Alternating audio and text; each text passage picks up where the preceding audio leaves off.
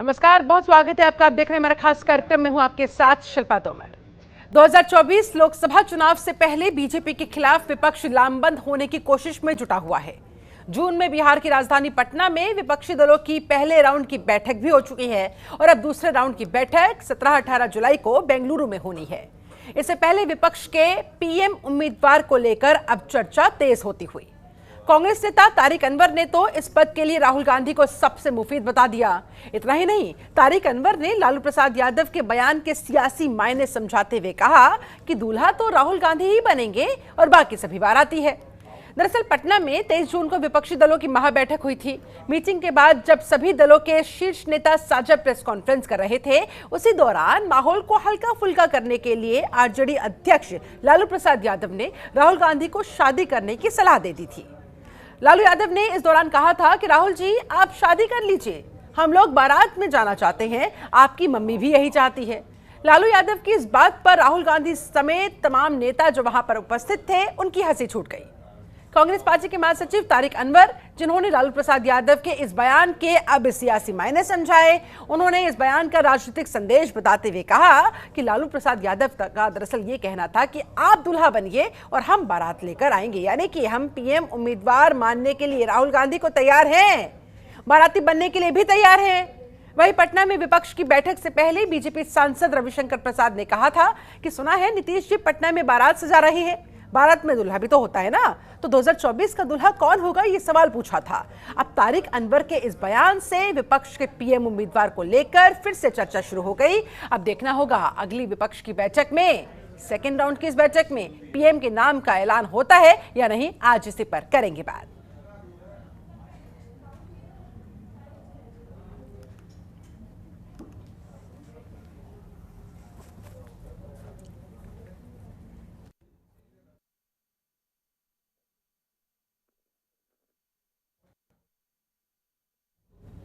तो 2024 के दूल्हे पर लालू प्रसाद यादव ने क्या कहा, अखिलेश यादव ने क्या कहा, रविशंकर प्रसाद की तरफ से किस तरह से पलटवार हुआ, जरा सुनिए, उसके बाद करेंगे चर्चा।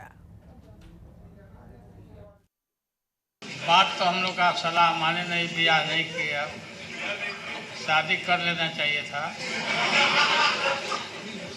और अभी भी समय गया बीता नहीं है। शादी करिए और हम लोग बाराती चलें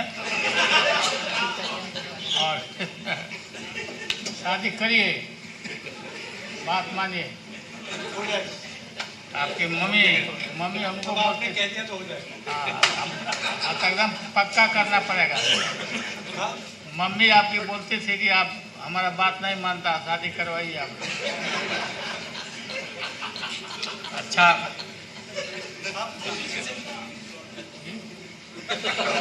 लालू जी, मैंने सवाल किया था, पटना की बैठक हुई थी तो पटना से मैंने कहा था कि 24 के लिए जो बारात सज रही है उसका दूल्हा कौन है। ये तो बड़ा आश्चर्य हो रहा है कि बारात सजने के पहले ही बिखर रही है, बाराती ही भाग रहे हैं। तो आगे आगे देखिए होता है क्या। विकास चंद्र,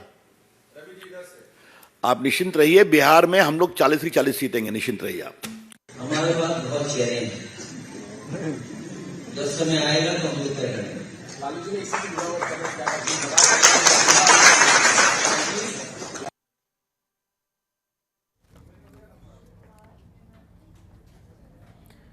तो आज इसी पर करेंगे बात। हमारे साथ तमाम खास मेहमान इस समय जुड़े हुए हैं। शांत प्रकाश जाटव जी मौजूद है हमारे साथ, बीजेपी नेता है, बहुत स्वागत है सर आपका। डॉक्टर अनित सिंह हमारे साथ उपस्थित है, कांग्रेस प्रवक्ता है, बहुत स्वागत है आपका। आजाद गांधी हमारे साथ मौजूद है, आरजेडी नेता, आपका बहुत स्वागत है। और संदीप चौधरी जी भी राजनीतिक विशेषज्ञ के तौर पर हमारे साथ जुड़े हुए हैं, आपका भी बहुत बहुत स्वागत है। सबसे पहला सवाल डॉक्टर अनित सिंह, आप ही के साथ मैं चर्चा की शुरुआत करना चाहूंगी। क्या वाकई में राहुल गांधी दूल्हा बनने जा रहे हैं 2024 का? तारिक अनवर तो बयान समझा रहे हैं, राजनीतिक मायने बता रहे हैं लालू प्रसाद यादव का, लेकिन राहुल गांधी तैयार हैं? उनसे आपकी बात हुई? मैं आपके माध्यम से और आपके सारे जानकारी दे दूं कि एक लाइटर नोट पे ये दूल्हा बनने और इन सब की बातें, बारात और बारातियों की बातें हो रही हैं, पर देश के संदर्भ में आपके जो चैनल के दर्शक हैं उनको ये समझने की जरूरत है कि हिंदुस्तान में ऑपोजिशन पार्टीज में कौन सा नेता है जो देश में, चाहे वो महंगाई की बात हो, चाहे वो बेरोजगारी की बात हो, चाहे वो देश के संसाधनों को किस तरीके से औने पौने तरीके से अपने कुछ कारोबारी मित्रों को बेचने की बात हो, इन सब के खिलाफ आवाज उठाने वाली पूरे विपक्ष में अगर कोई एक आवाज है तो वो जिस शख्स का नाम है, आप अपने दर्शकों को बोलिए, उस पर विचार करें और सोचें। कौन सा ऐसा शख्स है जो ये बताने की कोशिश कर रहा है देश को कि किस तरीके से हमारे चाइना के बॉर्डर पे 2 साल से एस्केलेशन लगातार बनी हुई है? कौन सा ऐसा शख्स है जो मणिपुर जलता है तो वहां पे विपक्ष के तौर पर पहुंचने की कोशिश करते हैं? ये अलग बात है कि वहां पे प्रधानमंत्री जी का वो पूरे विश्व का भ्रमण उनका चल रहा है, लेकिन वो मणिपुर नहीं पहुंच पाते हैं। कौन सा ऐसा शख्स है जो ये बताने की कोशिश करता है और देश को जोड़ने की कोशिश करता है, उसके लिए 4000 किलोमीटर लंबी पदयात्रा, 5 महीनों की कठिन पदयात्रा करता है?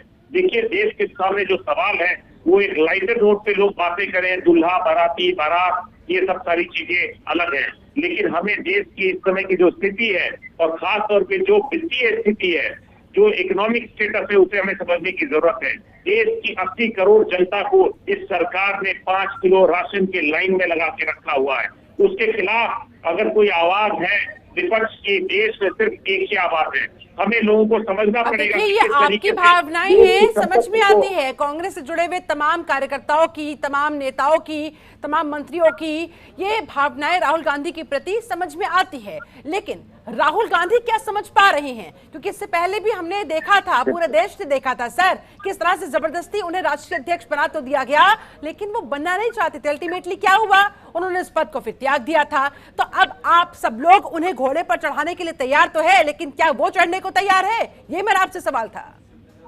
जी, अब मैं आपके सवाल का फिर से एक बार जवाब देना चाहूंगा कि किस तरीके से अगर हम सरसरी तरीके से अगर हम यही आलोचना करते रहेंगे तो हमें समझना बहुत मुश्किल हो जाएगा कि देश की हालत इस समय क्या है। जब यहाँ के 6% अमीरजादों के पास हिंदुस्तान की 60% संपत्ति केंद्रित होती जा रही है, उसके खिलाफ अगर कोई आवाज है तो वो राहुल गांधी जी की आवाज है। आवाज स्पष्ट तौर पर सामने आकर कहती क्यों नहीं है? आपकी सारी बातें मान लेते हैं सर, ठीक है, इस देश को बीजेपी ने गर्त में डाल रखा है, उसे बाहर निकालने के लिए राहुल गांधी ही एकमात्र सबसे बड़ा चेहरा कांग्रेस पार्टी के पास, ठीक है, डाल रखा है, मान लेते हैं एक बार को आपकी बात, लेकिन राहुल गांधी सामने आकर कहते क्यों नहीं है कि हाँ मैं निकालूंगा, तब उनका दम नजर आएगा।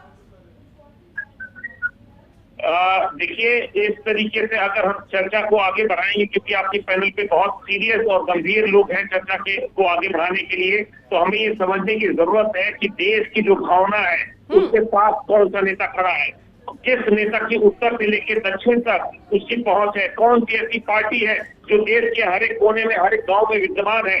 ये सब सारे सवाल हैं लोगों को समझने के लिए। हमें सवाल की गंभीरता को समझना चाहिए और ये समझना चाहिए कि कौन सा ऐसा नेता है जिसके पास 1.5 लाख लोग लगातार 4000 किलोमीटर की यात्रा में उसके साथ रहे हों। ऐसा नेता जो अपनी जान की बाजी लगाकर भी मणिपुर के लोगों तक पहुंचता है। ऐसा नेता जो कोविड के टाइम पे सरकार को आगाह करता है। ऐसा नेता जो नोटबंदी के समय सरकार को आगाह करता है। लेकिन ये सरकार किस तरीके से मनमानी तौर पे काम कर रही है, प्रधानमंत्री मोदी किस तरीके से आर्थिक ढांचे को एक के बाद एक बढ़ा रहे हैं, किस तरीके से यहाँ पे सार्वजनिक उपक्रमों को औने पौने दामों पर उनके अपने कुछ उद्योगपति चंद मित्रों को बेचने का काम कर रहे हैं, उनके खिलाफ अगर कोई आवाज है तो वो आवाज एक इकलौती आवाज है पूरे हिंदुस्तान में। और ये सवाल किसी से छुपा नहीं है और इस सवाल का जवाब देश को बचाने की आग जो राहुल गांधी के अंदर आप लोग बता रहे हैं, अगर वो खुद अपने मुंह से बोलेंगे तो आपको नहीं लगता ज्यादा विश्वास उन पर लोगों को हो सकेगा? और ये जो एक साइलेंट लड़ाई से चल रही है कि दूल्हा कौन, उसका भी जवाब कहीं ना कहीं तमाम दलों को ऑटोमेटिकली मिल जाएगा। चलिए मैं आपके पास लौटती हूँ, हमारे साथ शांत प्रकाश जाटव जी भी जुड़े हुए और आरजेडी नेता भी जुड़े हुए। पहले मैं आरजेडी नेता का रुख करना चाहूंगी आजाद गांधी जी का। गांधी जी, क्या लग रहा है, क्या होगा 2024 में विपक्षी दलों के नेतृत्व का? और राहुल गांधी को तारिक अनवर दूल्हा बता रहे हैं, स्वीकार है आरजेडी को? क्योंकि कहीं ना कहीं लालू प्रसाद यादव के बयान के बाद ये मामला तूल पकड़ा और अब देखिए कैसे इन दोनों बयानों को कनेक्ट कर दिया गया। देखिए शिल्पा जी, देश काफी गंभीर संकट से गुजर रहा है। सबसे पहले देश को बचाने की आवश्यकता है। हमारे साथी भी ने कहा कि पदयात्रा किए, घूमे, देश के लिए संघर्ष कर रहे हैं, इसमें कहीं कोई दो मत नहीं है। लेकिन जहाँ तक दूल्हा का सवाल है, जो दूल्हा एक होना चाहिए आगे आने के लिए, तो हम सबसे पहले ये बेंगलोर में जो बैठक हो रही है विपक्षी दलों की, हम तमाम साथियों को और जोड़ने का भी काम कर रहे हैं। जो साथी हमसे बिछड़े हुए हैं, किसी ने किसी कारण से, ईडी के दबाव से, सीबीआई के दबाव से, देखिए भारतीय जनता पार्टी के पास कोई अपना व्यक्तिगत जनाधार नहीं है। अच्छा। तो अपना जनाधार भारतीय जनता पार्टी ने खो दिया है। आज देखिए सर्वोच्च न्यायालय का फैसला आपने देखा होगा कि ईडी के डायरेक्टर को हटा दिया गया, इन लोगों ने एक्सटेंशन किया था। तो ये लोग जो है अपने मन से ऐसे व्यक्ति को ईडी और सीबीआई में बना रहे हैं जिस पर हम कोई भी छापामारी करवा दें, किसी को भी हम जेल की सलाखों में डाल दें। जनता इस बात को समझ चुकी है और जनता जो है, देश की जनता जो जिस तरह से संविधान को लोगों ने खतरे में डाल रखा है, लोकतंत्र को खतरे में डाल रखा है, उसे बचाना सबसे पहले जरूरी है। चलिए, लोकतंत्र को बचाने के लिए आप इस जद्दोजहद में लगे थे, लेकिन आजाद जी, तारिक अनवर ने लालू प्रसाद यादव के इस बयान का जो मतलब समझाया, क्या उन्होंने बिल्कुल सही समझाया? लालू प्रसाद यादव का क्या इशारा इसी तरफ था? सिर्फ बात मेरा सुना जाए, पहले आप मेरा सवाल सुनिए सर। तारिक अनवर ने जो सियासी मायने समझाए लालू प्रसाद यादव के इस बयान के, क्या वो बिल्कुल सही समझाए? देखिए, जो जिस दिन लालू प्रसाद यादव वहाँ आदरणीय राहुल गांधी जी को शादी करने की बात कही कि आपकी माँ ने भी कहा कि हमारी बात नहीं मानते हैं, इनको शादी किया, ये राजनीतिक से नहीं इसको जोड़ा जाएगा। इसको अगर कोई लोग राजनीति से जोड़ते तो हमको लगता कि अनुचित है। अच्छा। कोई व्यक्ति का, जैसे कि पार्टी ने जो प्राधिकृत व्यक्ति ही बयान दे सकता है कि कौन क्या बन सकता है। अभी देखिए वर्तमान में बिहार में जो है नीतीश कुमार जी को कन्वेनर लोगों ने बनाया है। उनके नेतृत्व में पूरी देश की जितनी भी विपक्ष की पार्टियां हैं, सबको गोरबंद करने में लोग लगे हुए हैं। But he is not a prime minister candidate. ऐसा नहीं कि अगर कोई कन्वीनर हो जाता है तो प्राइम मिनिस्टर का कैंडिडेट हो जाता है। राष्ट्रीय अध्यक्ष लालू प्रसाद जी का कहना कुछ दूसरे मायने रखता है कि शादी कर लेना, ये अच्छा। राजनीतिक प्रधानमंत्री की बातें नहीं। ठीक है, आप कह रहे हैं कि हल्के फुल्के अंदाज में लालू प्रसाद यादव ने इस बात को कहा था, इससे राजनीति से जोड़ा जाना सही नहीं है। चलिए ठीक है, शांत प्रकाश यादव जी भी मेरे साथ जुड़े हुए हैं। शांत प्रकाश यादव जी, क्या लग रहा है? देखिए, यहाँ पर दूल्हा भी खोज लिया गया है। एक तरीके से राहुल गांधी के नेतृत्व के साथ विपक्षी दल आगे बढ़ने की तैयारी कर रहे हैं और आजाद गांधी जी कह भी रहे हैं कि आगामी बैठक में जो बेंगलुरु में होने वाली है, दूल्हा फाइनल कर लिया जाएगा। यानी कि तैयारियां अंतिम रूप में आती हुई बीजेपी के लिए कितनी चिंताएं बढ़ती हुई? एक साइंस के जो स्टूडेंट हैं, उनका एक केमिस्ट्री लैब होती है रसायन शास्त्र की, उसमें साल्ट को ये आंकने के लिए कि इसमें क्या इसकी जो है वो है स्पाइस है, किस तरीके किस नेचर का है, तो उसमें अलग अलग तरीके के उसमें साल्ट डाल करके उसके टेस्ट किए जाते हैं। ठीक वही टेस्ट जो है इस वक्त में हो रहा है, वो लिटमस टेस्ट जिसको कहते हैं कि थोड़ा सा साल्ट डाल करके देखो क्या गतिविधि होती है, तो फिर वो मे बी कह करके वो साल्ट की एक रचना मालूम पड़ जाती है कि क्या है। ठीक वही स्थिति इस वक्त में विपक्ष का जो ये गठबंधन है, इसमें अलग अलग तरीके से नाम लाए जा रहे हैं आगे, ताकि लोगों की प्रतिक्रिया क्या है, गठबंधन के जो घटक जो बनना चाह रहे हैं उनकी प्रतिक्रियाएं क्या हैं, उस सबको तोलना। अब जिस तरीके से राहुल जी का नाम लिया गया है कि वो प्रधानमंत्री के चेहरा होंगे, ठीक है, अब उसके बाद में जो उनके आसपास जो दूसरे घटक हैं वो देख करके कि उनकी चेतना कितना दिनों से घटक के साथ, ये जो गठबंधन है उसके साथ रहती है, हो सकता है इस टेस्ट के बाद में कुछ लोग वहां से छूट करके और दूसरी तरफ को जाना चाहेंगे।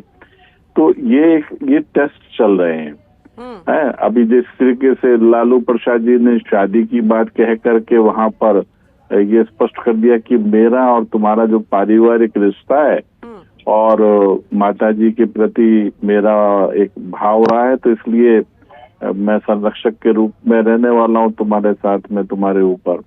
वहां भी ये स्थिति स्पष्ट हो गई।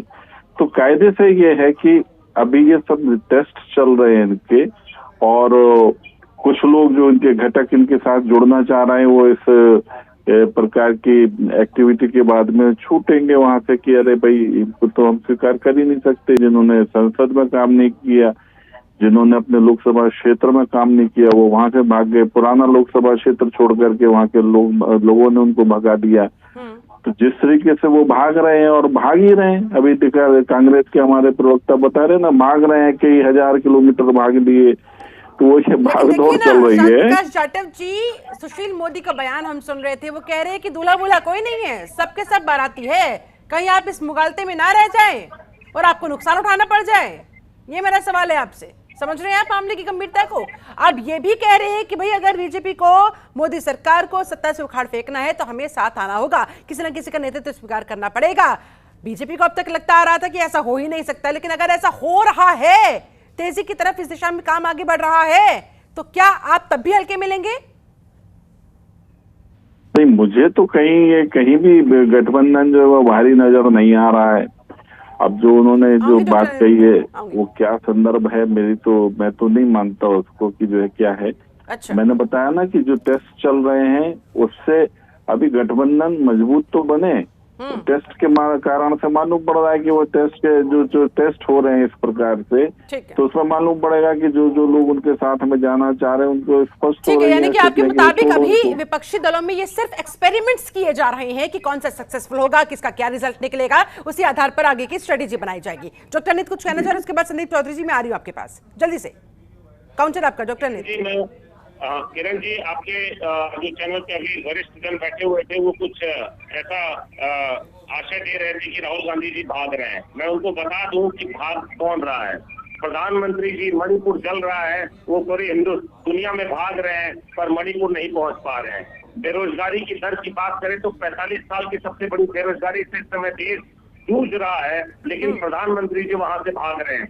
जिस तरीके से यहाँ पे गरीबी और अमीरी के बीच में खाई पड़ रही है, प्रधानमंत्री जी भाग रहे हैं। पुलवामा में जो अटैक होता है, हमारे 20 जवान मारे जाते हैं। आज अगर प्रधानमंत्री और उनकी पार्टी से पूछ लीजिए कि उसमें कोई शख्स अभी तक पकड़ा गया है क्या, तो सारे के सारे लोग भाग रहे हैं। उनको ये बताना पड़ेगा कि किस तरीके से अपने चंद उद्योगपति मित्रों को फायदा पहुंचाने के लिए वो देश से भाग रहे हैं। इसका जवाब प्रधानमंत्री जी को देना पड़ेगा। इस समय देश में आप हंगर इंडेक्स की बात करिए, क्योंकि हमारे जो पहले काफी प्रबुद्ध जन है तो उनको यह एहसास होगा कि किस तरीके से हंगर इंडेक्स में देश 107वें नंबर पे पहुंच गया है 120 देशों की सूची में। आप समझिए कि हिंदुस्तान के प्रधानमंत्री किस चीज से भाग रहे हैं। कितने भी मूलभूत सवाल हो आप उनसे पूछिए कि नोटबंदी का क्या फायदा हुआ है, उससे विपक्ष के सारे सवालों से प्रधानमंत्री जी भाग रहे हैं। अभी प्रधानमंत्री जी को जिस तरीके से वो भाग रहे हैं, उनको 2024 में भी भागना पड़ेगा। ठीक है, आप कह रहे हैं, यानी कि कांग्रेस पार्टी का कहना है कि प्रधानमंत्री जी भाग रहे हैं, उधर बीजेपी कह रही है कि राहुल गांधी अपनी जिम्मेदारियों से भाग रहे हैं। चलिए मैं आपके पास लौटती हूँ, आखिरकार कौन किससे भाग रहा है? संदीप चौधरी जी, आपका विश्लेषण इस पर क्या कह रहा है? 2024 को लेकर विपक्षियों की इस बारात का बाराती, तो सुशील मोदी बता रहे हैं हर किसी को कि दूल्हा बुल्हा कोई नहीं है, हर कोई बाराती है, लेकिन दूल्हा है कोई? और राहुल गांधी का नाम जिस तरह से तारिक अनवर ने सामने लाया, क्या लग रहा है, स्वीकार कर लिए जाएंगे? देखिए शिल्पा जी, बहुत हास्यास्पद लगता है जब देश की राजनीति की बात हो, देश के प्रतिनिधित्व देने वाले व्यक्ति की बात हो और उसको दूल्हा दुल्हन, घोड़ी घोड़ा और पता नहीं किस किस से जोड़ा जाए, तो दुख होता है। क्योंकि ये आदमी की लाइफ के पर्सनल मैटर है। किसी ने शादी कर ली, शादी करके वाइफ को नहीं रख पाया, ये उसका पर्सनल मैटर है। अटल जी ने शादी नहीं की, ये उनकी पर्सनल लाइफ है। राहुल गांधी शादी करेंगे नहीं करेंगे, ये उनकी। लेकिन जब हम देश की राजनीति की बात करते हैं तो मुझे लगता है कि मौजूदा सरकार मोदी जी के नेतृत्व में काम कर रही है। और हाल ही में सुब्रमण्यम स्वामी का एक बयान शायद आपने भी सुना होगा, उन्होंने उंगली उठाई मोदी सरकार पर, मोदी जी पर, कि इस बार मोदी जी को सामने नहीं आना चाहिए। हालांकि ये फैसला पार्टी का रहेगा, पार्टी किसको फेस बनाकर चुनाव लड़ती है, क्या स्ट्रेटेजी अपनाती है। इसी तरीके से कांग्रेस पार्टी को मैं अभी भी इस स्थिति में नहीं मानता कि कांग्रेस पार्टी इतना रिस्क लेके और राहुल गांधी को फेस बनवाकर विपक्ष को इकट्ठा करके चुनाव लड़े। इससे क्या होगा, अगर आप राहुल गांधी को फेस बनाकर चुनाव लड़ते हैं और किसी वजह से चुनाव में आप रह जाते हैं, जिसकी संभावना बहुत ज्यादा है शिल्पा जी। तो इससे क्या होता है, एक व्यक्ति की लाइफ, उसका कैरियर, पॉलिटिकल कैरियर दांव पे लग जाता है। अभी जैसे अभी एक साथी ने बताया कि वो अमेठी से भाग रहे हैं, ये एक क्वेश्चन मार्क लग जाता है कि वो अमेठी छोड़ चुके हैं, इसको आप इग्नोर नहीं कर सकते, इसका आपको सामने आना पड़ेगा, बात करनी पड़ेगी। इसी तरीके से अगर वो प्रधानमंत्री के कैंडिडेट बन करके चुनाव हार जाते हैं तो पार्टी में भी उनकी छवि खराब होगी, देश में भी छवि खराब होगी, पहले से उनकी छवि डाउन है। और आपको याद होगा अटल जो अडवाणी जी हैं, अडवाणी जी को वेटिंग इन पीएम की लिस्ट में रखा गया है, हमेशा उस चीज को लेकर के बात की जाती है। तो मुझे लगता है कि विपक्ष को अगर इकट्ठा होना है और वो बीजेपी अलायंस को हराना चाहते हैं तो उन्हें पहले इकट्ठे होकर चुनाव लड़ना चाहिए। इन चीजों में ये एक जाल है, एक ट्रैप करने वाली चीज है, उसमें नहीं फंसना चाहिए कि भाई वो किसी को फेस बनाकर चुनाव लड़े। चुनाव लड़ने के बाद आप देखिए इंद्र कुमार गुजराल जी ने भी देश को चलाया है, आप देखिए चंद्रशेखर जी ने भी देश को चलाया है, चौधरी चरण सिंह ने देश को चलाया है। ऐसे बहुत लोग हुए जिनको आप जानते भी नहीं थे, वो अचानक बन के आए और प्रधानमंत्री की कुर्सी को उन्होंने सुशोभित किया, अपने देश को रिप्रेजेंट किया पूरी दुनिया में। और मुझे लगता है जैसे गुजरात के मुख्यमंत्री निकल कर आए, उन्होंने देश को प्रधानमंत्री के पद को सुशोभित किया, ऐसे ही हमारे देश में बहुत सारे ऐसे नेता हैं जो सामने निकल करके आ सकते हैं और देश को बागडोर को संभाल सकते हैं। लेकिन संदीप चौधरी जी देखिए, लालू प्रसाद यादव ने जो बात कही, अभी भी आजाद गांधी जी ने समझाया कि दरअसल वो उन्होंने सिर्फ हंसी ठिठोली में कह दी थी, उसे राजनीति से, इस तरह से विपक्षी दलों की इस एकता से, इस बारात से नहीं जोड़कर देखा जाना चाहिए। लेकिन तारिक अनवर को क्या मौका मिल गया इसी बहाने, लालू प्रसाद यादव के बहाने राहुल गांधी के नाम को आगे प्रेजेंट करने का, उन्हें दुल्हा बताने का? देखिए बहुत अच्छी बात है, ये भी सच है शिल्पा जी के लालू जी ने किसी भी नेता को नहीं बख्शा होगा। वो किसी की भी हंसी मजाक में, बड़े बड़े नेताओं की, वो अटल जी के साथ भी हंसी मजाक कर लेते थे, वो किसी को नहीं छोड़ते थे। और उनको ये भी पता होता था, आपने देखा कभी उनके ऊपर कोई बहस या कोई लड़ाई भी नहीं करता था, क्योंकि सबको पता था लालू जी किस तरीके का व्यक्तित्व है, कभी भी कहीं भी कितने भी सीरियस मैटर पर वो हंसी मजाक कर सकते हैं, किसी की भी चुटकी ले सकते हैं। लेकिन हाँ, तारिक अनवर जी जो है वो एक मंजे हुए पॉलिटिशियन है और मुझे लगता है वो अपना कहीं दूर निशाना लगाना चाहते हैं। उनको लगता है कि आने वाले समय में लोकसभा में अगर विपक्ष इकट्ठा होता है तो उसमें जो ज्यादा सीट आने की संभावना है वो कांग्रेस की है। और कहीं अगर ऐसा कुछ हो जाता है कि कांग्रेस की ज्यादा सीटें आती हैं और राहुल गांधी के नाम पर, ये भविष्य की बात है, होना ना होना तो अलग चीज है। ठीक है, कुल मिलाकर लालू प्रसाद यादव के इस हंसी मजाक के बहाने ही सही, कांग्रेस पार्टी की तरफ से ये संदेश तमाम विपक्षियों तक पहुंचा दिया गया कि देखिए, अगर नेतृत्व स्वीकार करना है तो राहुल गांधी का करना होगा। देखिए हमारी तरफ से तो दूल्हे वही है। अब आगे होगा क्या क्या नहीं, नजर बनी रहेगी। आप सभी खास मेहमान मेरे साथ बने रहे। फिलहाल मुझे यहाँ पर रुकना होगा एक बहुत छोटे से ब्रेक के लिए, कहीं मत जाइएगा, फौरन होंगे यहाँ से।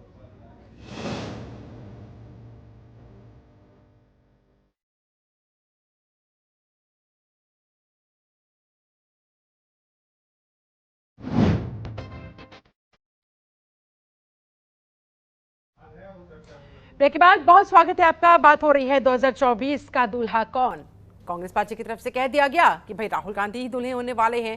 तारिक अनवर ने लालू प्रसाद यादव के द्वारा की गई हंसी ठिठोली को इससे जोड़ते हुए कहीं ना कहीं राहुल गांधी के नाम को आगे प्रेजेंट कर दिया है। अब क्या राहुल गांधी का ये नेतृत्व स्वीकार किया जाएगा, अन्य विपक्षी दलों को क्या ये स्वीकार होगा, आज इसी पर हम कर रहे हैं बात। हमारे साथ तमाम खास मेहमान लगातार जुड़े हुए। एक बार फिर से मेहमानों का रुख करते हुए डॉक्टर अनित सिंह, देखिए आजाद गांधी जी भी कह रहे हैं और जो बात संदीप चौधरी जी ने भी कही कि हल्की फुल्की वो बात थी, एक हल्के माहौल को करने के लिए जो बात कही गई थी, उसको इस तरह से राजनीतिक रंग दिया जाना, क्या ये सही है?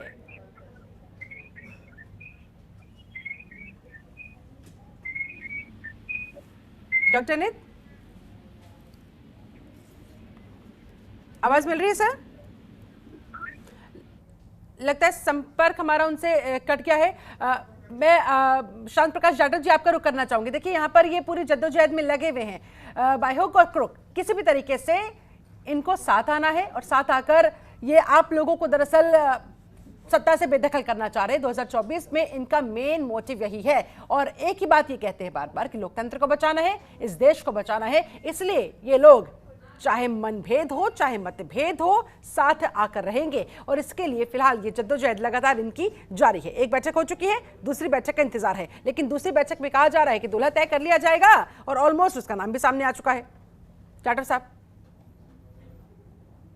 समझता हूँ कि अगर जैसे ठीक है, पहली बैठक जो है वो तो हंसी ठिठोली में निकल गई, एक इंट्रोडक्शन था। दूसरी बैठक में इनको एजेंडा फिक्स करना होगा और एजेंडे के साथ साथ जो उस गठबंधन का नेता कौन होगा, जिसके नेतृत्व में ये सब लोग जो है मीटिंगें करेंगे और जो भी निर्णय लेंगे उसमें एक मत होना होगा। प्रधानमंत्री की तो कौड़ी अभी दूर की है, पहले जो आप गठबंधन बना रहे हैं उस गठबंधन का मुखिया आपको तय करना होगा। जिस तरीके से अभी आपका यूपीए का चेयरमैन जो है वो सोनिया जी हैं, तो ये जो गठबंधन जो बनने जा रहा है उसका चेयरमैन कौन होगा वो तय करने के पश्चात मैं समझता हूँ वो जो समिति है वो अपना एजेंडा फिक्स करे और वो एजेंडे के बाद में प्रधानमंत्री तय हो। अब ऐसे नहीं कि इकट्ठा हो गए, खाया पिया, गिलास थोड़ा बाराम, ऐसे नहीं है। वहां पर गए, अपनी अपनी बातें कही। आपने देखा बिहार में जाने के बाद में क्या हुआ, बिहार में से ही निकला ना महाराष्ट्र। ठीक उसी तरीके से और भी चीजें तैयार बैठी हुई हैं। आज मैं समझता हूँ ये जो बयान है उसके बाद में एक आध दो दिन में, लेकिन इसके पीछे क्या अंदर खाने को चल रहा है? मैं आपके पास लौटती हूँ। आरजेडी नेता हमारे साथ आजाद गांधी जी जुड़े हुए हैं। आजाद जी, बिहार विधानसभा में देखा ना आपने किस तरह से तेजस्वी यादव के इस्तीफे को लेकर जबरदस्त हंगामा हुआ। अंदर खाने क्या खेल बिगड़ता हुआ विपक्षी एकता का, विपक्षी एकजुटता का? या मैंने पहले भी आपको बताया कि इसके पास अपना जनाधार इन लोगों ने खो बैठा है। ईडी का सहारा लेकर के विधानसभा को चलने नहीं देना। अच्छा। जनता की समस्या जो आप ही ने क्वेश्चन उठाया, सूचित उठाया, करांकित उठाया, गैर सरकारी संकल्प भारतीय जनता पार्टी के लोगों ने सत्ता पक्ष से सवाल किया। आप उसको छोड़ करके एक मुद्दा आपने बनाया कि तेजस्वी यादव इस्तीफा दे। तो आप बताइए कि अजीत पवार पर भी चार्ज शीटेड पर्सन थे, तो उस आदमी पर भी तो उसकी तो गिरफ्तारी होनी चाहिए कि नहीं होनी चाहिए? उसकी भी बर्खास्ती होनी चाहिए कि नहीं होनी चाहिए? अभी देश में भारतीय जनता पार्टी के सैकड़ों ऐसे लीडर हैं जो जिनके ऊपर आपराधिक मुकदमा है। भारतीय जनता पार्टी का इतिहास ही नेताओं का आपराधिक रहा है, चाहे देश को लुटा देना, भारतीय रिजर्व बैंक के पैसा को डुबा देना, इनका एक लंबा इतिहास रहा है। इनके पास अपना कोई व्यक्तित्व नहीं है। रहा एजेंडे की बात, लोगों ने बोला कि पहले एजेंडा तय होना चाहिए। देखिए हम क्या करेंगे, आपने भी तो एजेंडा तय किया था कि हम जो है 2 करोड़ लोगों को नौकरी देंगे। कहाँ चला गया आपका एजेंडा? आपने तय किया था कि हम विदेशी धन, पहला कैबिनेट हुआ था शिल्पा जी राष्ट्रपति भवन से। लेकिन देखिए ना, बीजेपी के ऊपर आप सवाल खड़े कर रहे हैं, वो तो अपने कुनबा बढ़ाते हुए नजर आ रही है, आपका कुनबा घटता हुआ नजर आ रहा है। जिनके साथ आपका गठबंधन है भी, वहां भी दरार पड़ने की संभावनाओं के साथ क्या आप लोगों के लिए आगे की राह मुश्किल होती हुई? मेरा सवाल ये था आपसे। हाँ शिल्पा जी, मैं ये कहना चाहता हूँ कि ये लोग भ्रम में न रहे, और खास करके जो एनडीए के हमारे साथी हैं जो भ्रम पैदा कर रहे हैं, दूल्हा कौन है दुल्हन कौन रहेगा, इसकी चर्चा वो बंद करें। ये जो सुशील कुमार मोदी है, रविशंकर प्रसाद इसलिए बोल रहे हैं कि इनका टिकट कट रहा पटना साहिब से। अच्छा। ये सब जितना रिजेक्ट मेडिसिन है जिसका कोई इलाज नहीं है इस दवाई से, वैसे लोग चर्चा पर और मीडिया पर छाए हुए हैं। हम लोग समय आने पर, अच्छा आप कह रहे हैं कुल मिलाकर कि ऑल इज वेल, इस तरह का माहौल जानबूझकर क्रिएट किया जा रहा है? हाँ देखिए शिल्पा जी, एक मिनट शिल्पा जी, हम प्रधानमंत्री की लड़ाई नहीं लड़ रहे हैं। अच्छा। हम देश को बचाने की लड़ाई लड़ रहे हैं। ठीक है। हमारा देश की इकोनॉमिकल सुधरे कैसे, हमारे देश में नौजवानों को नौकरी कैसे मिले, हमारे जो देश का लोग जो विदेशों में पलायन हो रहा है वो पलायन न हो, इसकी लड़ाई जो है यूपीए के लोग लड़ रहे हैं। हम पर सत्ता के लोभी नहीं है। सत्ता के लोभी तो नरेंद्र मोदी जी हैं, भारतीय जनता पार्टी के लोग हैं जो दिन रात अपनी सत्ता की चाहत उनके पास है। वो चाहते हैं किसी तरह से हड़प ले, कभी तेजस्वी यादव पर ईडी लगा दो, कभी जब वो तेजस्वी यादव जिस वक्त ये जमीन के बदले, नौकरी के बदले जमीन की बात हुई थी, वो नाबालिग लड़का था, अब नाबालिग को आपने फंसा दिया। तो एक तरह से ये षड्यंत्र बिहार की जनता और देश की जनता समझ चुकी है।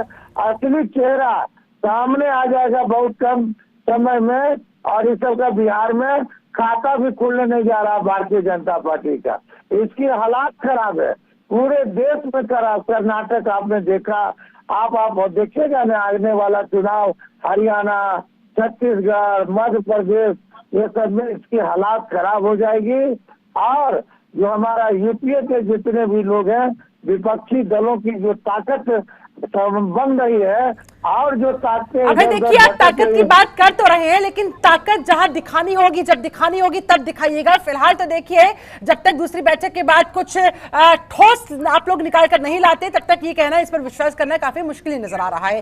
डॉक्टर अनित सिंह, एक बार फिर से मुझे लगता है अगर मेरी आवाज अब आप तक पहुंच पा रही हो, मैं आपसे वही सवाल दोहराना चाहूंगी कि यहाँ तो आरजेडी खुद मुश्किल में पड़ी हुई नजर आ रही है।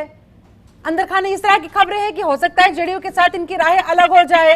उधर कांग्रेस कह रही है कि अगर किसी को साथ आना है तो मोस्ट वेलकम, हम नहीं झुकेंगे, हमारा नेतृत्व राहुल गांधी ही संभालेंगे, और अगर किसी को स्वीकार है तो आ जाइए, नहीं स्वीकार है तो एकला चलेंगे। ऐसे में कहां ठहर रही है विपक्षी एकता, और क्या अकेले के दम पर कांग्रेस पार्टी हटा पाएगी बीजेपी को, उखाड़ पाएगी बीजेपी को? माध्यम से आपके दर्शकों को ये जानकारी देना चाहूंगा कि जिस तरीके से पूरे दक्षिण भारत में बीजेपी का कोई नामलेवा नहीं बचा है, अब वही ट्रेंड, वही हवा, वही गुबार नॉर्थ इंडिया में भी आने वाला है। लोगों को अब ये समझने की जरूरत है कि जिस तरीके से तेलंगाना ने एक मन बना लिया है, जिस तरीके से छत्तीसगढ़ में जो दुनिया के स्तर पैक हो चुका है, जिस तरीके से राजस्थान अभी गलवनाइज हो रहा है, और जिस तरीके से मध्य प्रदेश में बीजेपी की स्थिति बन पड़ी है, ये लोगों के सामने जिस तरीके से प्रधानमंत्री और बीजेपी तोड़ फोड़ की राजनीति कर रही है, ये जग जाहिर है। आपके माध्यम से मैं आपके दर्शकों को बता दूं कि ईडी, सीबीआई और इनकम टैक्स की बदौलत बीजेपी की सरकार, केंद्र में मोदी की सरकार है, उन्होंने किस तरीके से 8 राज्यों की सरकारें चुरा ली है। जनतंत्र का इससे बड़ा पतन और कोई नहीं हो सकता है।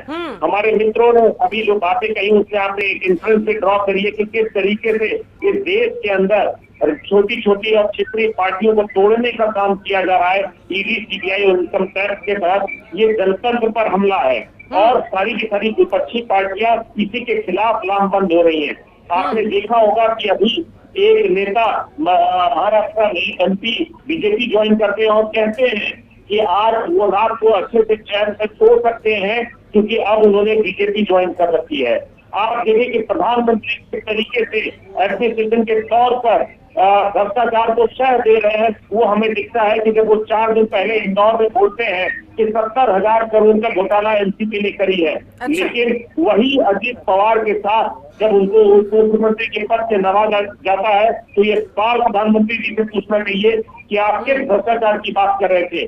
जब वो शिलांग की रैली में जाते हैं और बताते हैं कि मेघालय की सरकार नॉर्थ ईस्ट का एटीएम है और भ्रष्टाचार की जननी है, और वही 4 दिन के बाद जब रिजल्ट आता है तो उसी के साथ देखिए प्रधानमंत्री जी की पार्टी सत्ता का फुसूक भोगती है। ये देश की जनता देख रही है कि प्रधानमंत्री के कहने और करने में कितना फर्क है। देश के लोगों को आप कितना भी गुमराह कर लीजिए, लेकिन जो नवयुवक, जो छात्र बार बार एग्जाम देकर भी उनको नौकरियां नहीं मिल रही हैं। देश इस समय 45 साल की सबसे बड़ी बेरोजगारी से जूझ रही है। बेरोजगारी दर क्लोज टू 9% है, ये अनप्रेसिडेंटेड है। लोगों ठीक है, देश के लोगों को गुमराह करने का आरोप आपका अपनी जगह विपक्षी के तौर पर ठीक है, समझ में आ रहा है। लेकिन डॉक्टर अनित सिंह, देखिए कांग्रेस पार्टी के अंदर ही 2 फाड़ नजर आते हैं। कुछ लोग चाहते हैं कि राहुल गांधी नहीं बल्कि प्रियंका गांधी के नाम के साथ हमें आगे बढ़ना चाहिए। राहुल गांधी के नाम के साथ आप लोग आगे बढ़े थे ना 2019 में, क्या शुरू हुआ था वो भी आपने देखा, तस्वीरें वो आपके सामने हैं, आंकड़े वो आपके सामने हैं, उन्हें कैसे समझाएंगे? इतने भी बाजी करी जाए कि विपक्षी पार्टियों में एकता नहीं है। कांग्रेस पार्टी के अंदर भी 2 फाड़ है, 3 फाड़ है, 4 फाड़ है। हाँ। ये लोगों का मुद्दा नहीं है। देश देख रहा है कि इस समय देश के मुद्दों के लिए कौन लड़ रहा है। आपने किसी भी नेता, किसी भी विपक्ष, किसी भी कांग्रेसी पार्टी के नेता को आपने कोविड में देश कैसे मुद्दा नहीं है सर? आप मुझे इतना बताइए, अगर आप बाहर के दलों को अपने साथ मजबूती के साथ लेकर साथ चलना चाहते हैं तो पहले तो आपको अपने लोगों को एकजुट करना होगा ना, अपने लोगों को समझाना होगा ना, अपने लोगों को ये कन्विंस करना होगा, मनाना होगा कि देखिए Rahul Gandhi is the best face that we do have, और उनसे बेहतर कुछ हो नहीं सकता है। और ऐसे में जाहिर तौर पर तभी आप बाहरी लोगों को कन्विंस कर पाएंगे। जब आप अपने ही लोगों को कन्विंस नहीं कर पा रहे हैं तो फिर बाहरी लोगों को कैसे समझा पाएंगे। इसी सवाल के साथ में संदीप चौधरी जी आपका रुख करूंगी, क्या ये कांग्रेस पार्टी के लिए चुनौती है? क्योंकि देखिए राहुल गांधी का चेहरा तारिक अनवर ने कह दिया। उधर हमने थोड़े दिन पहले कांग्रेस के बहुत वरिष्ठ नेता हैं प्रमोद कृष्णम, उनका बयान भी सुना था। वो प्रियंका गांधी के चेहरे के साथ कांग्रेस पार्टी को सलाह दे रहे थे आगे बढ़ने के लिए। ऐसे में क्या लग रहा है, ये अपने लोगों को कन्विंस नहीं कर पा रहे हैं तो बाहरी लोगों को, दूसरे विपक्षी दलों को कैसे कन्विंस कर पाएंगे राहुल गांधी के नेतृत्व को लेकर? शिल्पा जी, मैं आपके माध्यम से आपके दर्शकों की जानकारी बता दूं कि पूरी की पूरी कांग्रेस पार्टी एक मत है और एक हमारे नेता के साथ जुड़ी हुई है। ये कितने दिन स्ट्रेंजर्स को आप लोग टीवी पे दिखा दीजिए, किसी नेता के जो पर्सनल विचार है उसको आप कितना भी प्रोपोगेट कर लीजिए, लेकिन अब देखिए ये किसी ऑफिशियल प्लेटफॉर्म पर कांग्रेस की तरफ से स्पष्ट नहीं किया गया कि प्रमोद कृष्णम का बयान उनका व्यक्तिगत बयान है, उनका पर्सनल बयान है, इससे कांग्रेस पार्टी इत्तेफाक नहीं रखती है। अब जब ऐसा कुछ डिक्लेरेशन हुआ नहीं तो फिर भला कैसे मानेंगे लोग, कैसे मानेंगे लोग? ठीक है संदीप चौधरी जी, इसी सवाल पर मैं आपसे आपका विश्लेषण चाहूँ। जिस तरीके की चीजें आती है, कोई नेता कह देता है कि हमारा प्रधानमंत्री ये बन सकता है या ये बन सकता है। हकीकत ये है कि देश का प्रधानमंत्री जनता बनाती है। जब मोदी जी को प्रधानमंत्री पद के लिए डिक्लेयर किया गया, उससे पहले वो आवाज जनता के बीच से निकल रही थी कि देश की बागडोर नरेंद्र मोदी के हाथ में होनी चाहिए। जैसे अभी यूपी की जो सीएम है योगी जी, कई स्टेट्स में जनता जिक्र करती है कि हमें तो योगी जैसा सीएम चाहिए। तो जब तक राहुल गांधी के लिए जनता के बीच से वो आवाज नहीं निकलेगी, वो चीज पैदा नहीं होगी, वो जुनून पैदा नहीं होगा, तब तक मुझे नहीं लगता कि किसी नेता के कहने से, चाहे तारिक अनवर कह दे चाहे दूसरे लोग कह दे, किसी को प्रधानमंत्री नहीं बनाया जा सकता। बनाने वाली जनता है, फैसला जनता को करना है। और अभी मुझे वो आवाज सुनाई नहीं देती जो राहुल गांधी को प्रधानमंत्री बनाने के लिए देश की जनता से निकल रही हो। ठीक है, लेकिन फिर भी सर देखिए, ये विपक्ष के सामने ज्यादा बड़ी चुनौती कि कैसे एकजुट हो, कैसे एक चेहरे को आगे लाया जाए, या यूं भी हो सकता है कि चेहरे पर अभी अगली बैठक में ये फैसला लिया जाए, अवॉइड करते हैं, चेहरे के साथ नहीं जाते, मुद्दों के साथ जाते हैं, क्योंकि हो सकता है चेहरे की काट बीजेपी ढूंढ ले, लेकिन मुद्दों पर अगर हम बात करेंगे तो बीजेपी के लिए मुश्किलात पैदा हो जाए। देखिए शिल्पा जी, आपने बिल्कुल सही चीज पकड़ ली है। राजनीति की ये सबसे महत्वपूर्ण चीज है। अगर किसी एक चेहरे को सामने कर करके विपक्ष से मोदी जी के सामने आएगा तो मुझे लगता है बीजेपी संगठन के तौर पर हो, उनकी जो आईटी सेल के तौर पर हो, स्ट्रेटेजी के तौर पर हो, कहीं भी बीजेपी के सामने नहीं टिक सकता विपक्ष। लेकिन अगर मुद्दों को लेकर कंबाइंड होकर वो इकट्ठे होकर के जाएंगे और फैसला करेंगे कि वो हमें जनाधार मिलने पर मीटिंग होगी और सब लोग मिलकर के फैसला करेंगे कि देश का प्रधानमंत्री कौन होगा, तो ये स्ट्रेटेजी सबसे बेस्ट होगी। और शिल्पा जी, मैं यकीन के साथ कह सकता हूँ कि बिना चेहरे के विपक्ष ये चुनाव लड़ने की तैयारी में है और वो केवल मुद्दों को लेकर के आगे जाएंगे। जो बीजेपी की कमजोरियां हैं उनको लेकर के वो आगे जाएंगे। आजाद गांधी जी, क्या आप इस मामले की गंभीरता को समझ रहे हैं कि अगर आप मुद्दों के दम पर आगे बढ़ेंगे तो शायद ज्यादा मजबूती के साथ बीजेपी का सामना कर पाए, और अगर एक चेहरे के साथ जाएंगे तो कहीं ऐसा ना हो कि मुद्दे तो भटक जाए, चेहरे के इर्द गिर्द कहानी बिगड़ जाए? देखिए शिल्पा जी, मेरे पास दोनों चीज है, मुद्दा भी है और चेहरा भी है। अच्छा, हर चीज लोकतंत्र में, जैसे तारिक अनवर जी ने बोला, फलाना जी ने बोला, ये लोकतंत्र में बोलने का अधिकार है। महत्वाकांक्षा सबको होना चाहिए, लेकिन ज्यादा महत्वाकांक्षा तो कष्ट का कारण होता है। ये चाणक्य ने भी इस बात को बोला है, इसलिए हम इस पर नहीं जाते। हम लोग जितनी विपक्षी शक्तियां हैं, तो इतना तो बता दीजिए आजाद गांधी जी, राहुल गांधी का नेतृत्व स्वीकार है आरजेडी को? सुनिए ना, मैं पहले बात जो हाँ या ना में जवाब दे दीजिए कि हाँ स्वीकार है या फिर नहीं स्वीकार नहीं है। जो डिसीजन होगा शिल्पा जी, हमको आपस में मत लड़वाइए।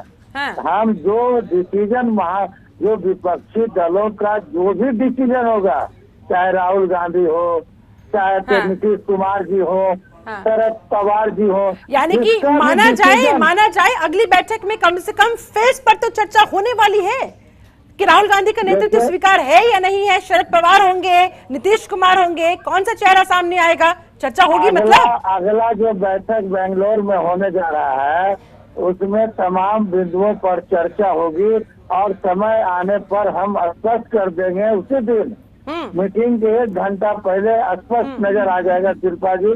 फिर हम आपके साथ बैठेंगे अच्छा ठीक है, आप स्वीकार नहीं कर रहे हैं कि नहीं, अभी मान नहीं रहे हैं, लेकिन इनकार भी तो नहीं कर रहे हैं, इनकार भी तो नहीं कर रहे हैं। और अस्वीकार की बात नहीं करते हैं। हाँ। हम कहते हैं कि विपक्षी दलों में जो निर्णय होगा उसको हमको स्वीकार है। अच्छा, अगर विपक्षी दल ये निर्णय ले लेगा कि राहुल गांधी को प्राइम मिनिस्टर घोषित किया जाए तो न नीतीश कुमार को दिक्कत होगा, न लालू यादव को होगा, न तेजस्वी जी को होगा। अच्छा। लेकिन बैठक तो हाँ होने भाई, लालू जी दीजिए। और तेजस्वी को कैसे भूल सकते हैं। हाँ बोलिए। बैठक जी बैठक होने दीजिए पहले। बैठक में सारी बातें आ जाएगी और जितना इस सब देख रहे हैं ना विपक्ष का, कहीं नजर नहीं आएंगे, आंखी से कतराएंगे कि अब हम टीवी पर नहीं आएंगे। इनका कुछ परफॉर्मेंस रहा नहीं। ये 9 साल 10 साल के अंदर जो परफॉर्मेंस देश में होना चाहिए, इन्होंने देश की व्यवस्था को गिरा दिया, देश की हालात को चौपट कर दिया। चलिए ठीक है, व्यक्ति पर श्याम प्रकाश जाटव जी, सुना आपने, वो कह रहे हैं हमारे पास चेहरे भी हैं और मुद्दे भी हैं और वक्त आने पर हम चेहरा आगे कर देंगे। अगली बैठक के खत्म होने का इंतजार कीजिए, कोई बड़ा चेहरा, कोई मजबूत चेहरा मोदी के सामने लाया जा सकता है। ठीक बात है, कोशिश करना चाहिए। विपक्ष का तो जाहिर सी बात है कि यही दायित्व है कि अपने इकट्ठा होकर के और सरकार के कामों पर निगाह रखना, नियंत्रण रखना, अच्छे काम कराना अपने अपने क्षेत्र में। भारतीय जनता पार्टी मोदी जी के नेतृत्व में जो काम कर रही है, तो यहाँ की देश की जनता को, और देश में ही नहीं, देश के बाहर भी, दूसरे मुल्कों में भी मोदी जी की जो लोकप्रियता है वो अपने आप में एक बहुत पावरफुल है।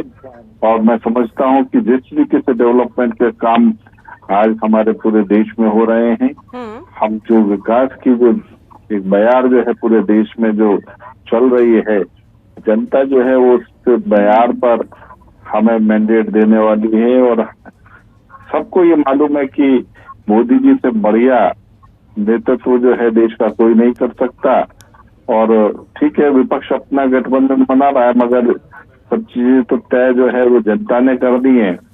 और जनता जो है वो भारतीय जनता पार्टी का जो काम मोदी जी के नेतृत्व में हो रहा है, उस पर जो है उसको भरोसा है कि यही, इसी से ही जो है देश का और राष्ट्र का जो है विकास जो है वो बहुमुखी होगा। और ठीक है, हम लोग तो पूरे आश्वस्त हैं कि जनता के काम के कारण से कि उनके बीच में हमने काम किया है। ये विपक्ष की जो ये धांधलेबाजियां चल रही हैं उससे हमें कोई फर्क नहीं पड़ने वाला। हम 2024 में भारी बहुमत से जीतने जा रहे हैं।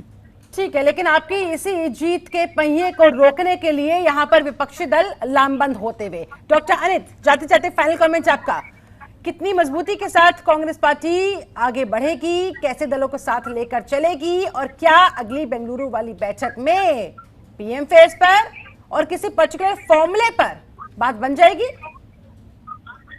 शिल्पा जी, पहले समय दे दीजिए, फिर मैं आपके इस सवाल पर आता हूँ। देखिए, जनता के सामने इस समय मोदी जी का चेहरा बेनकाब हो चुका है। जो मोदी जी के मजबूत चेहरे का दम्भ भरते थे, आज वो ये नहीं बता पाएंगे कि 2 करोड़ हर साल रोजगार देने वाला प्रधानमंत्री के वादे का क्या हुआ। आज वो ये नहीं बता पाएंगे कि इस हिंदुस्तान में पिछले 9 सालों में 80,000 किसानों ने आत्महत्या करी है। इसका जवाब मोदी जी और पार्टी के लोग नहीं दे पाएंगे। आज मोदी जी ये जवाब नहीं दे पाएंगे कि 3 काले कानूनों ने 800 किसानों की जान की बलि ले ली, उसका जवाब कोई नहीं दे पाएगा। गलत नोटबंदी ने 150 लोगों को की जाने ले ली, लाइन में लगा लगा कर, आज उसका कोई जवाब नहीं दे पाएगा। कोविड के बीच का जो मिसमैनेजमेंट था, तो मोदी जी और उनकी पार्टी के लोग जवाब नहीं दे पाएंगे जब पूरी गंगा में लाशें तैरने लगी थी। लेकिन आज जिस तरीके से अमीरों और गरीबों के बीच की खाई बढ़ रही है, जिस तरीके से सिलसिलेवार तरीके से हिंदुस्तान की संपत्ति, अब देखिए फिलहाल तो नजरें हैं कि विपक्षी दलों के बीच की खाई को कैसे भरा जाएगा। आजाद गांधी जी, फाइनल कमेंट्स आपका, क्या उम्मीद लगाई जाए 17-18 जुलाई को होने वाली इस दूसरी बैठक से? देखिए, जो जुलाई में जो बैठक होने जा रही है बेंगलोर में, उसमें बहुत सारी चीजें स्पष्ट नजर आ जाएगी।